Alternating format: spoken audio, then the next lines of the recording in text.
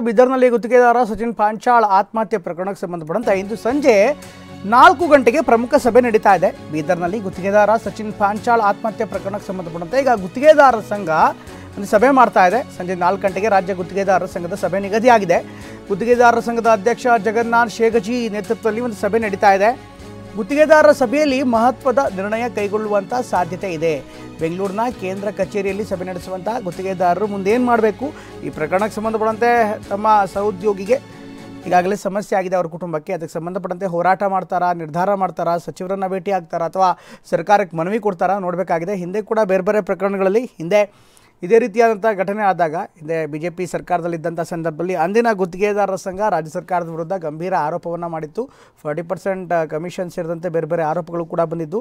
ಅದೇ ರೀತಿ ಗುತ್ತಿಗೆದಾರ ಆತ್ಮಹತ್ಯೆ ಪ್ರಕರಣದಲ್ಲೂ ಕೂಡ ಈಶ್ವರಪ್ಪನವರು ಅಂದಿನ ಸಚಿವರಾಗಿದ್ದಂಥ ಈಶ್ವರಪ್ಪನವರ ವಿರುದ್ಧ ಕೂಡ ಗುತ್ತಿಗೆದಾರರ ಸಂಘ ಕೆಲವೊಂದಿಷ್ಟು ನಿರ್ಣಯಗಳನ್ನು ಕೈಗೊಂಡಿತ್ತು. ಈಗ ಮತ್ತೆ ಸಭೆ ಸೇರ್ತಾ ಇದೆ. ಇವತ್ತಿನ ಸಭೆಯಲ್ಲಿ ಏನು ನಿರ್ಧಾರ ಆಗುತ್ತೆ ಕಾದು ನೋಡಬೇಕಾಗಿದೆ. ಯಾಕೆಂದರೆ ಸಭೆ ಬಳಿಕ ಸಹಜವಾಗಿಯೇ ಮೃತರ ಕುಟುಂಬವನ್ನು ಭೇಟಿ ಮಾಡೋದು ಅಥವಾ ಅವರಿಗೆ ಸಾಂತ್ವನ ಹೇಳೋದು, ಪರಿಹಾರ ಹೇಳೋದು ಒಂದು ಭಾಗ, ಮುಂದೆ ಹೋರಾಟ ಮಾಡ್ತಾರಾ ನೋಡಬೇಕು.